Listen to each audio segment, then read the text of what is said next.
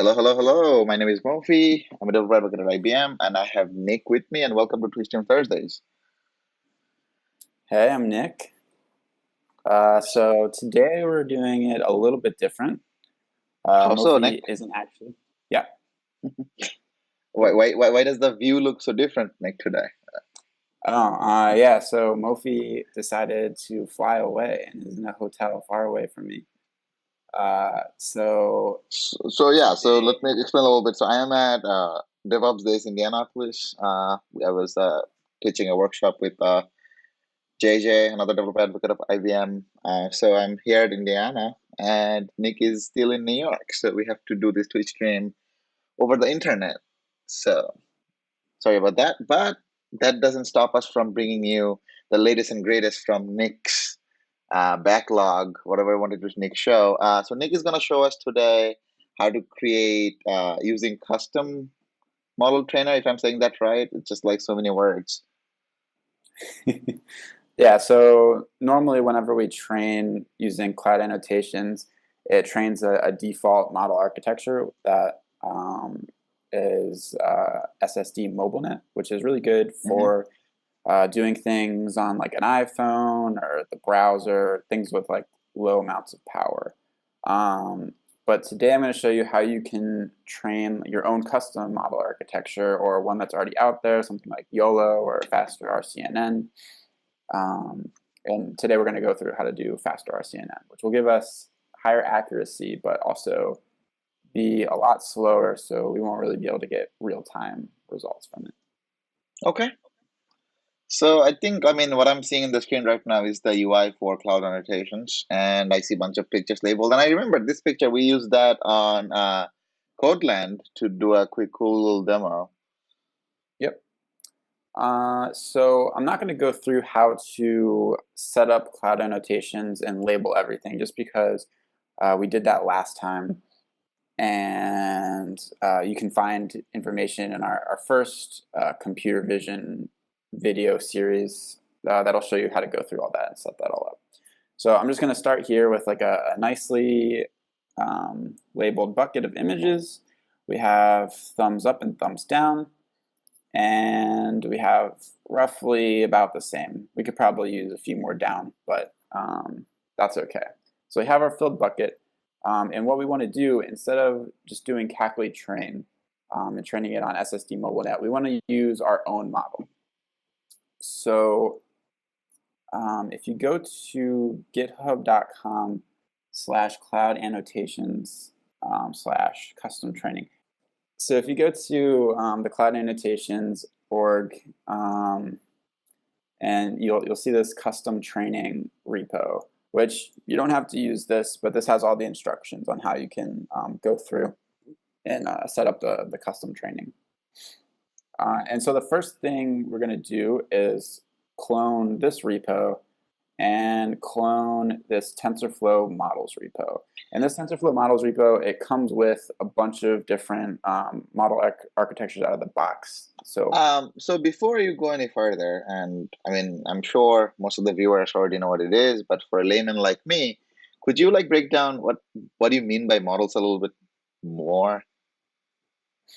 Right. So this model is kind of the like computer vision model architecture. So whenever we in our previous videos when we're like making our neural net with like a couple hidden layers and Hmm. each one has a certain amount of nodes, Right. like that would be a specific like model architecture, and then Okay. we could change that up to have like a different amount of layers. We could also have things like convolutional layers, which we haven't gone over yet. Um, so it's just like a different sort of structure.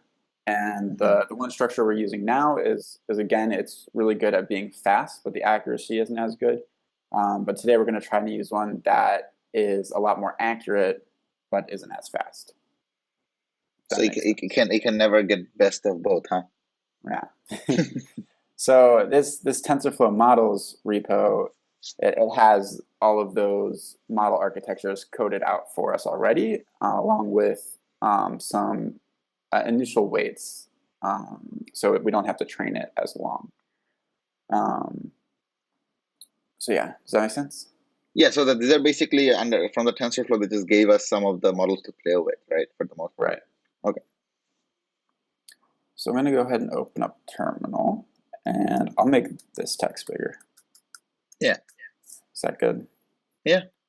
I'm going to just cd into desktop because my desktop is a mess. And I'm going to clone the custom training repo, which is the repo on Cloud Annotations. That'll be really quick. And then I'm going to download this TensorFlow one, and that may take some time. So now's the time to ask any questions if you'd like, Mofi. Yeah. Like, correct me if I'm wrong, but when you select a model, right? So the other week when we built our model from scratch, we had like all those weights and the bias numbers. Model is basically that then. Right. So it's the structure of the model, and then Right. it's the weights and stuff. Okay. And the model you used before, like by default, that comes with Cloud Annotations. So when you say like object detection model, does it like you train with your own stuff? But what does the model bring then? You're training with your own things, but what does the model itself come with already? So the model brings like the actual structure. So that's the first part. So Hmm. we don't have to like define what that model architecture looks like. It's something that like researchers have been toying with, and it's something that like works pretty well. So we don't have to define what the structure looks like. And then it also gives us weights that it was already pre-trained on with for like a very general things like people, cars, plants, animals, stuff like that. And we don't have to train it as long because the weights are already initialized to detect things like that. Hmm. But whenever we go and retrain it, it'll be like in a better place, and then it'll only sort of train towards the things that like we want it to learn. Does that make sense? So, for example, let's say our model already knew what an apple was. Now we are going by saying this is a red delicious, this is the golden, something like that. Yeah. So and even if it wasn't trained on apples at all, and it was just trained on, let's say, uh, only automobiles, just like cars, Okay. trucks, like different makes and models. And we wanted to retrain it so that it knows different apple types. Hmm. The main chunk of things that it's learned are things like the basic shapes and edges and curves and stuff like that. So that's even if it's like completely different, just the fact that it has been trained on like millions of real world images already, it has a better step forward than starting completely from scratch. Okay. Oh, it just finished downloading too, so cool. Perfect. Okay, so using like this TensorFlow object detection API, it can be a little bit of a headache sometimes. Um, so bear with me. So the first thing that we need to do is we're gonna cd into the models repo, and then if we just look what's inside, we have some tutorials and samples in this research directory, which is where we want to go. So cd into research, and this is all the research models. So if we look, so here's object detection. So in there, that's where all of our object detection kind of model code is. And like there's sentiment analysis, and like there's just different sort of models that like the research TensorFlow people have been working on. So we need to run this proto-C Wow, object. protobuf. Oh, nice. Yeah, so it's compiling protobufs. And so you'll need to have proto-C installed. And on Mac, if you have So Homebrew, what does it do with protobuf then? so there's a lot of so like TensorFlow, it can do things. There's like C and Python and all that kind of stuff. So they wrote a lot of these operations in protobufs, and then you can compile them to like Python or C. No, I know, no, I'm just saying Um, like what does protobuf do in terms of like this TensorFlow recognizing models? Right. So here, let me ls object detection protos. So here's all the different proto Can you buffs. maybe Like open? Well, can you like cat out one of them? yeah. I just wanted to see what they are. So let's cat this input reader input group. Oh wait, I'm not in the directory, am I? No. Object detection, protos, input reader.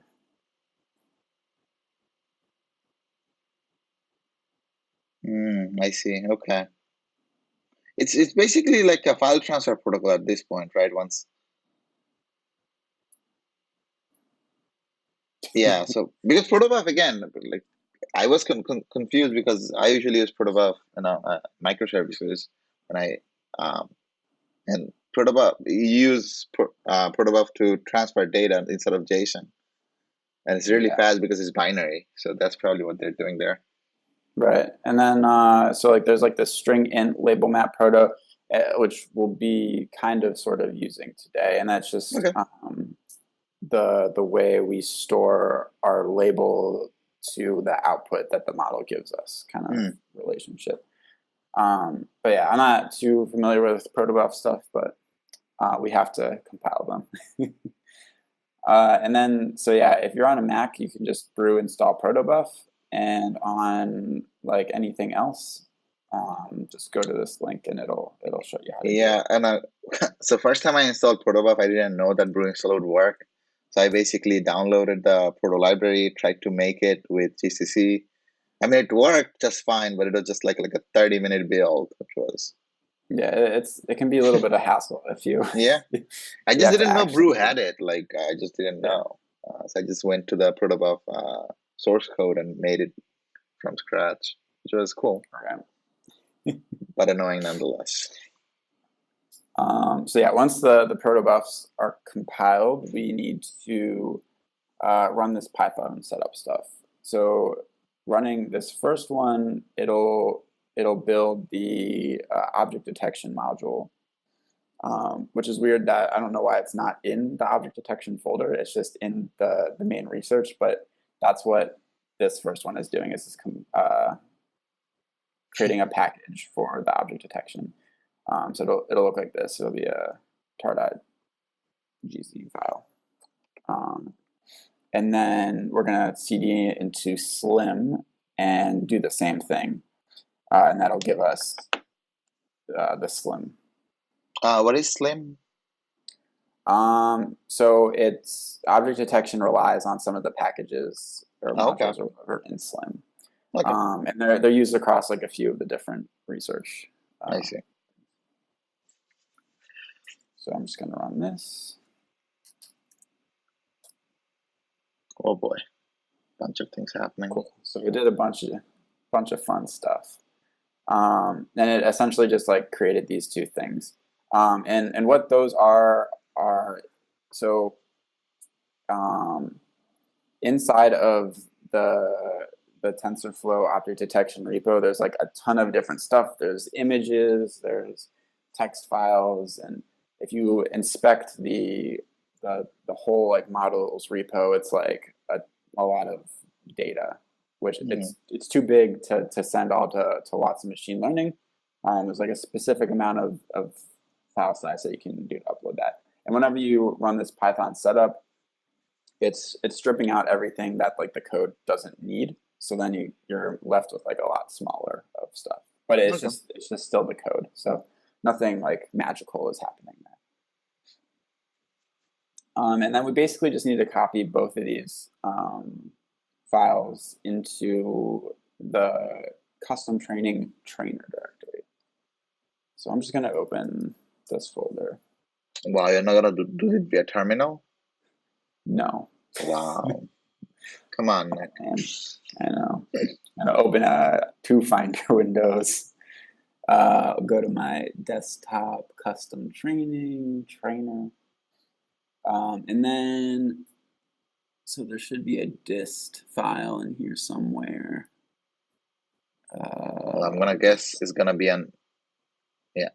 So I'm gonna drag and drop this into the trainer folder, and then we need to find slim right here, and then there should be a dist in there, and there we go, slim. Okay. Cool. So now we have these two things in this. Do you have to unzip those on this folder or no? No. Okay. Yeah. So our well, I'll go over it in a bit, but our start script will handle all that kind of stuff for us. So your training directory should just look something like this. You shouldn't have to change anything. Just these two should now be in that folder. And then so we need to choose a model type. And then here's the model zoo that the TensorFlow object detection gives us. So what is a model zoo? A model zoo is just kind of like a list of all the model architectures Oh, okay. that we have. So if you see here, this is like the list. So there's like a lot of them. And each one has a corresponding speed and then Coco MAP, which is what? I think mean, accuracy, precision. So basically we want lower on the speed, higher on the mean accuracy, precision, right? Right. And this speed, I think it was from like a GPU. I forget what kind of GPU it was. Somewhere probably says, but I think I actually say in here. Yeah, an NVIDIA GeForce GTX Titan GPU. No, that's a pretty hefty GPU. So the SSD MobileNet V1, its speed is 30 milliseconds and 21 MAP.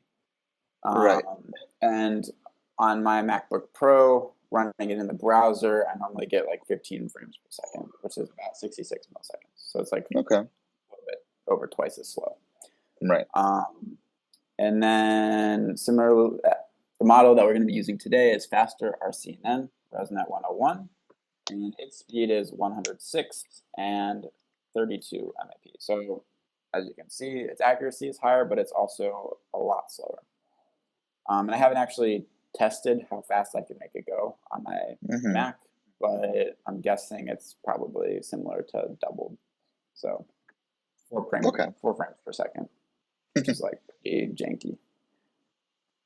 And then so we're using this faster RCNN ResNet 101 model, but you can use any of these models here as long as the output is boxes and not masks. Masks would just be, it's like an outline, like a completely polygon kind of thing. Wait, what is the faster? The one of them has 1800 millisecond time. What?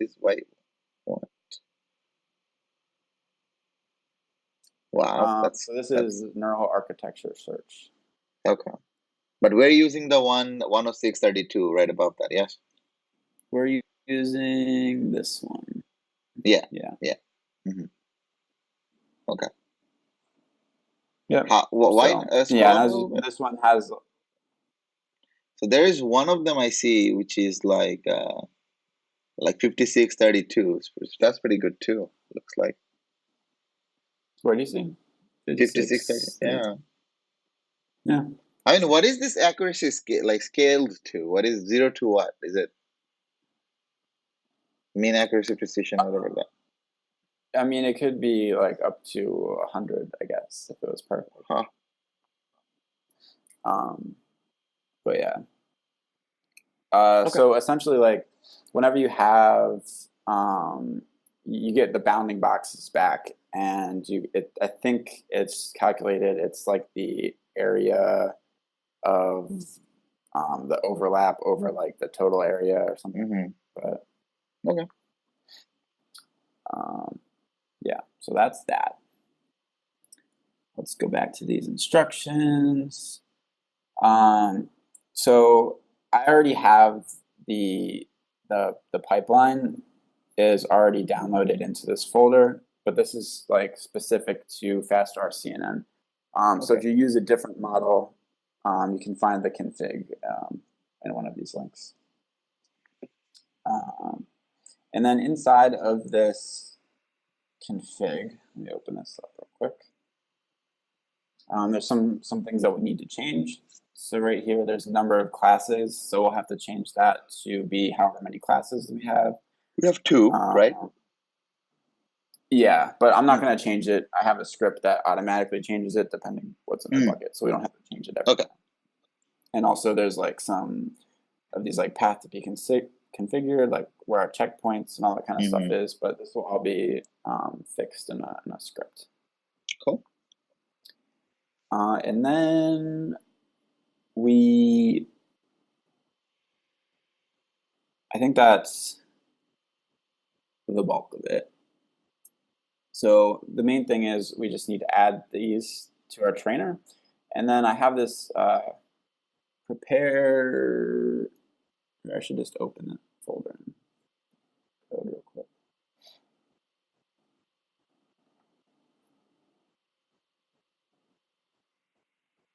Cool, so prepare training.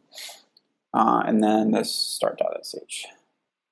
So whenever we submit a training run to Watson Machine Learning, it's going to look for this start.sh file and run it. And basically this file it's pip installing all the requirements that we need. The only one we need is PyCoco tools. Everything else is already installed in Watson Machine Learning. So we don't need to install TensorFlow and like NumPy and different things that are pretty common in machine learning. And then we're just unpacking the SLIM and the object detection packages. And then we're just removing or moving. We're copying them, yeah.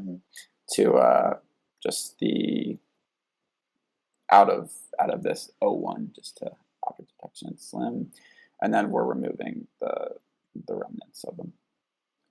And then we just need to add SLIM to our Python path so that object detection can use that stuff.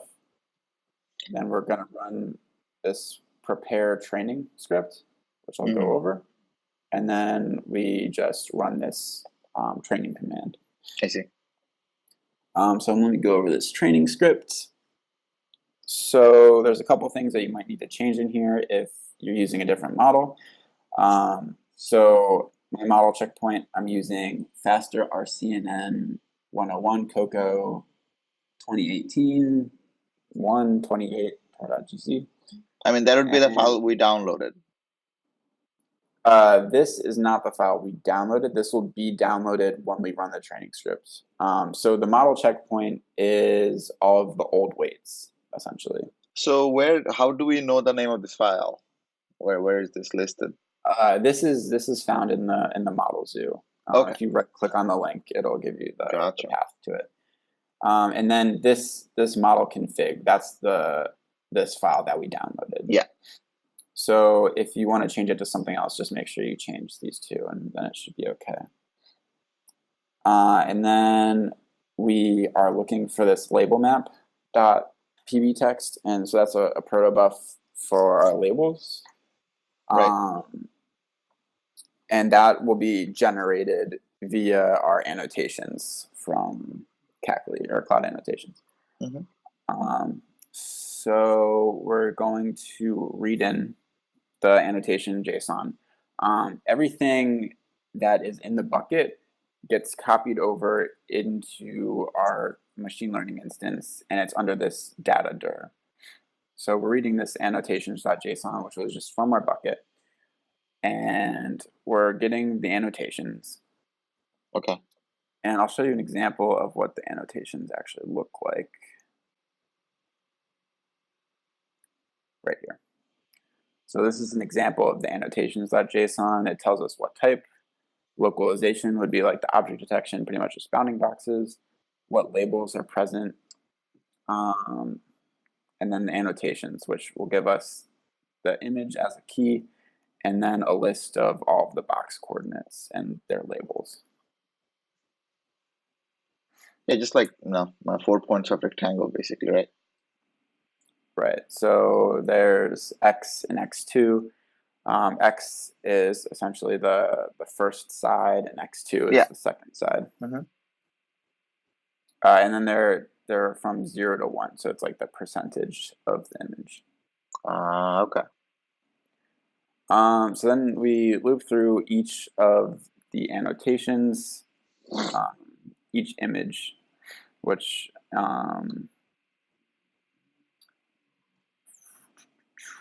okay. So yeah, we're getting the all of the labels that are present in the annotations.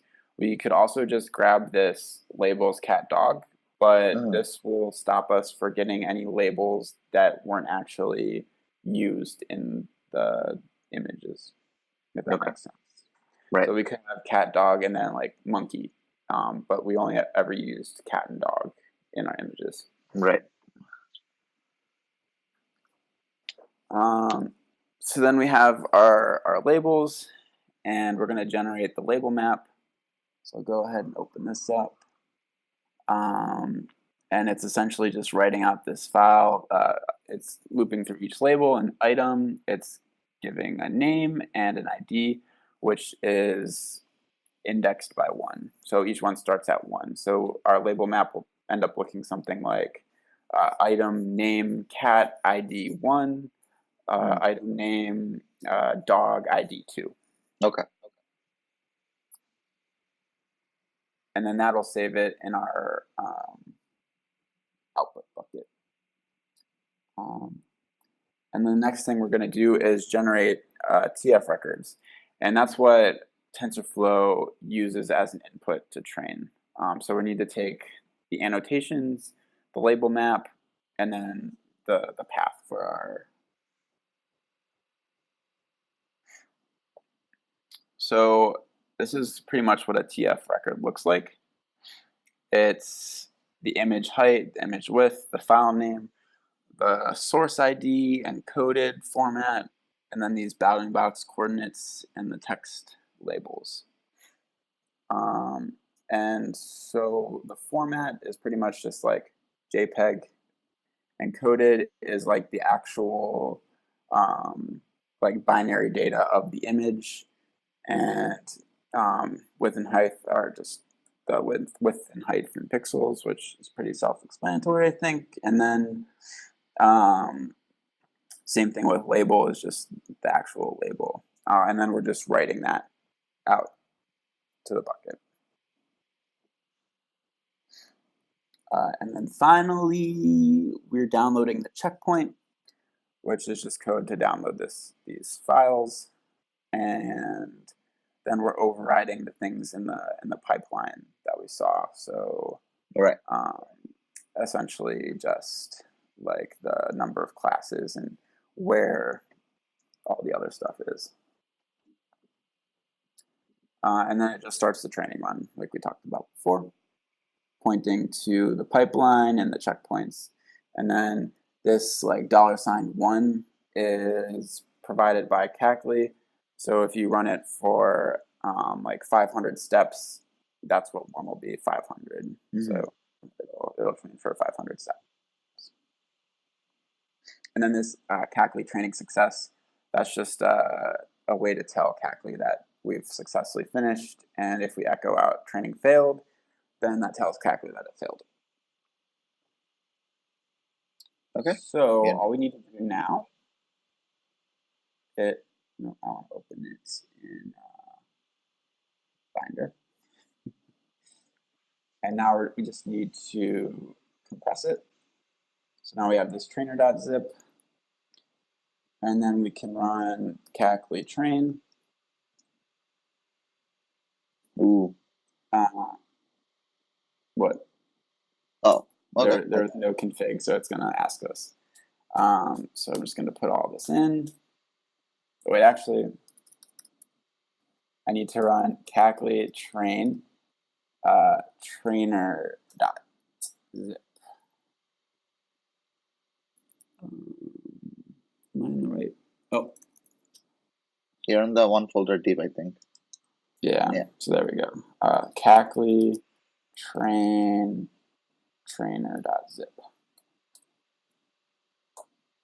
Now it'll ask us for our username and password for our Watson machine learning and object storage, which we've went over before in the previous video. We want to do thumb up, thumb down. We'll store it in soda output dir. This is okay. And now it's starting our training run. Okay. And So what that did so was just upload this training zip file mhm. to Watson Machine Learning, and it's going to run that instead of the default one. So I mean, after that, the pretty much the rest of the step is pretty much still the same, right? So you would once it finishes running, you're gonna be able to download the model using this model ID, and you can use it in the application just like you were using before, if I'm not mistaken. No. Oh man, So one time I thought I'd know something. no, I know. I'm so sorry. Eventually, you'll be able to use Cackley download to download the model and stuff. But since this isn't going to be converted to CoreML or TensorFlow Lite or TensorFlow JS automatically, it's just generating checkpoint files. So we'll have to manually download those from our object storage bucket when it's finished training. And then we can use those to generate our saved TensorFlow model and then actually use that model. So I'll go through that now. I'm going to use an old model that I trained earlier today. So Cackley log, no, Cackley list.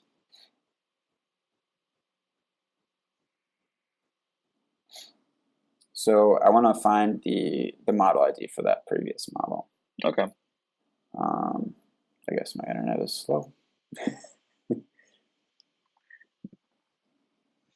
Yeah, you should be here. Like in the hotel, the free Wi-Fi I'm getting is like 120 down, 120 up. Nice. Oh, there Okay, you go. there we go. Bunch of things printed. All right, so this is the one that I want. So Cackley list, not Cackley logs. There we go. Okay, so here's all the logs. What I'm looking for is the training ID. So yeah, right here. So the result store is going to be this soda output dir, which is our bucket, and then this training 6W3F mumbo jumbo. So that's what's important to us. And we can go to this download model Python script, and this is what we're going to do. We're going to take the bucket name and then the output location, and then however many steps you trained it for, that'll help us get the actual checkpoint. It's named the model.cbk, and then how many, or CKPT, and then however many steps. Okay. And then we just need our instance ID and API key. Don't worry, all of these credentials will be deleted at the end of this film. Oh man. So let me paste that into there. Where'd it go? It's getting really annoying making these new credentials every 5 minutes. Okay, so now we should just be able to run this. So let me source. Do I have an M somewhere? So I'm just setting up my Python environment. Okay. So now Python download model. And now it should download everything into this output folder with. I see the output folder was created. Yeah, these checkpoints. And then it'll give us our pipeline config that we generated. And then we'll use these checkpoint files and this pipeline config to take the checkpoints and convert them into an actual frozen graph that we can use to make predictions with. And it might take a while to download. I think this model file, this checkpoint file right here is like 400 megabytes. Oh wow. Which is substantially bigger than like the MobileNet model that we had, which was only like 20 megabytes or something. So is it slower because it's bigger? Yes, and it's not slower just because the file size is bigger. There's a lot more calculations that it has to do, if that Okay. makes sense. Okay. So I didn't actually get a chance to look at it, but like there was, I saw a video a few months back, like YOLO, the you only look once thing. Mhm. How does it rank in the in the models here in the list, like compared to SSD or faster RCNN, which actually no, is not faster for some reason. So YOLO is a lot faster than faster RCNN. Is it faster than SSD mobile net? In my experience, I found it to be slower than SSD MobileNet. Is it? Accuracy-wise, I haven't really compared them. They seem about the same, like Hmm, to my untrained eye. But I don't know how much better it actually is, or if it's any worse or whatnot. hmm, Then there's also Tiny YOLO, which I think it's faster than SSD, but I think its accuracy is worse. I see. Okay, so it looked like it finished downloading these files that we needed. And then here's export instructions, which, so there's this base path, which is just the path, my specific path to this repo. Hmm. There's the input type, which is image tensor. And then we need the pipeline config path, which is this base path to the output, and then the pipeline config. That thing we just downloaded. Yeah, and then also the checkpoint. So there's I see. that path. And then for the checkpoint path, you just include the model.ckpt-3000. You don't need this like .data.index.meta. Hmm. Um, and then you just need to run this Python command right here. And so I'm going to do that real quick. So we need to be in this research folder. And like we did in the start training script, we need to add slim and the current directory to our Python path. And then I'm just gonna copy paste this. You'll need to change this base path to whatever, wherever your Hmm. stuff is located. Oh, I need to Source activate. activate. Yeah. Always forget. I think you can just run the last one now, or do the whole thing. Who cares? And then so this takes a little bit of time to run, but So it's what is this doing right now? Is it creating the model now or what? yeah, it's taking our checkpoint files and Hmm. it's creating the actual frozen graph, which is what we can use to push our stuff through. So a frozen graph would be like if you have a neural network, all those like that's a frozen graph, like with all the Um, weights. so I'm not 100% sure, but I think these checkpoints are just the weights. Ah, And then I think whenever you create the frozen graph, it kind of merges the weights and the graph together so that you can actually use it. okay. Did it fail? So okay, so now it should have exported it into this folder. I think, oh no, I think it's actually CD object detection. Yeah, exported model. So our model's in that folder. And then in the Python object detection repo, there's this object detection tutorial Python notebook. So I'm just gonna open that with Jupyter Notebooks. So Jupyter Notebook, which you'll need to install with Python, which is just pip Hmm. install Jupyter. And I'll open up this folder in this GUI. We can just open object detection tutorial. Oh, wow, And then okay. this was meant for downloading an already trained model, but we're going to use ours. So I'm just going to delete this cell. And then we don't need, we want, our model name is going to be exported model / frozen graph, frozen inference graph. And then we also need, this is like the label map that we made. I Mm. didn't download it. So it's just going to be, it'll probably be like cat for thumbs up, dog for thumbs down, or something silly. But it's not too important right now. And then the other thing we need to change is, I'm going to change this to 2. Because we have This two is just, things. I only have one thing. This was using 2 test images, I think like a dog and something else. So let me Oh, okay. open up that folder real quick. No, not that one. Not that one. Okay, none of these. Here, models, research,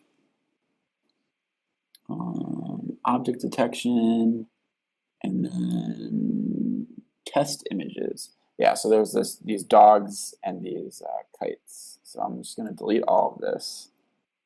Oh, okay. And then I'm going to add this test image. So then it'll run it on that. Okay. And then, so now if we just run all, it should load up the Ooh, model. failed. I see red line.